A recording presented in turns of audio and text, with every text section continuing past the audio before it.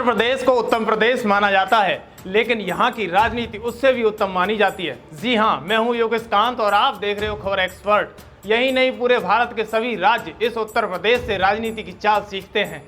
लेकिन इन दिनों यूपी की राजनीति जातिगत राजनीति हो चुकी है। जातीय खेल खेलेगा वही राजनीति करेगा।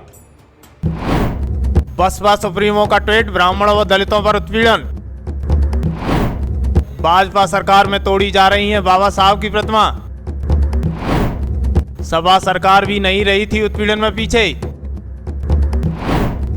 बसपा सुप्रीमो बोली, सरकार उचित कार्रवाई करे।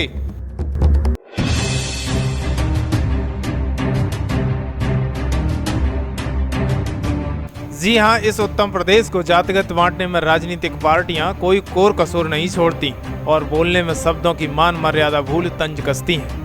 और तो और सबसे ज्यादा जातिगत राजनीति का समय जब शुरू होता है जबकि प्रदेश में चुनाव आ जाते हैं, और फिर शुरू होता है जातिगत गृह युद्ध। इसमें ठाकुर, पंडित, बघेल और एससी और अन्य किसी को भी राजनीतिक पार्टियां घसीट लेती हैं। कहती हैं इन पर यूपी में जुल्म हो रहा है, लेकिन ये तो सत्य है, नेता किसी का नहीं होता। जब तक उसे ज़रूरत है वो आपके दरवाजे पर है, जब उसकी ज़रूरत खत्म हो जाती है तो वो फिर आपको नहीं जानता। शायद यही कटु सत्य है।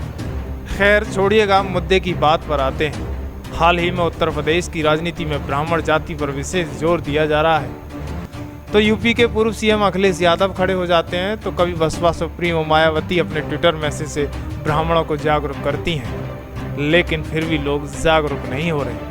लेकिन देखने वाली बात यह होती है कि बसपा सुप्रीमो को एक बार फिर से ब्राह्मणों का दर्द समझ में आ रहा है, क्योंकि यूपी में इलेक्शन नज़दीक है और उन्होंने अपने ट्विटर अकाउंट से 3 ट्वीट किए हैं, जिसमें उन्होंने बारी बारी से लिखा है।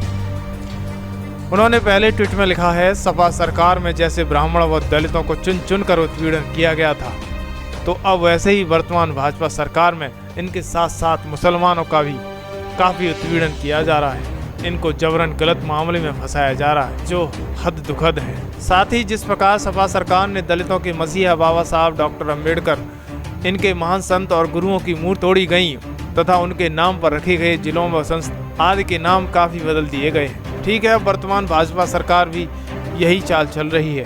अब तो उनके मसीहा बाबा डॉक्टर अम्बेडकर साहब की मूर्तियां तोड़ी जा रही हैं, जिसकी पहले वाराणसी के आयोजकों की घटना निंदनीय है। सरकार इस मामले में उचित कदम उठाए, बीएसपी की यही मांग है।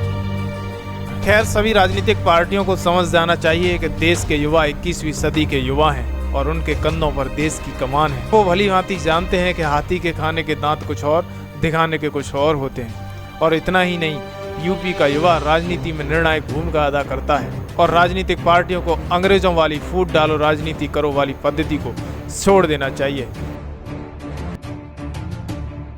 देश व दुनिया की खबरें देखने के लिए खबर एक्सपर्ट चैनल को सब्सक्राइब करें और अपनी राय हमारे कमेंट बॉक्स में जरूर लिखें। अगर आप हमें फेसबुक पर देख रहे हैं तो खबर एक्सपर्ट पेज को लाइक करें और सी फर्स्ट करें। अगर आप हमें यूट्यूब पर देख रहे हैं तो खबर एक्सपर्ट चैनल को सब्सक्राइब कर बेल आइकन दबाना ना भूलें।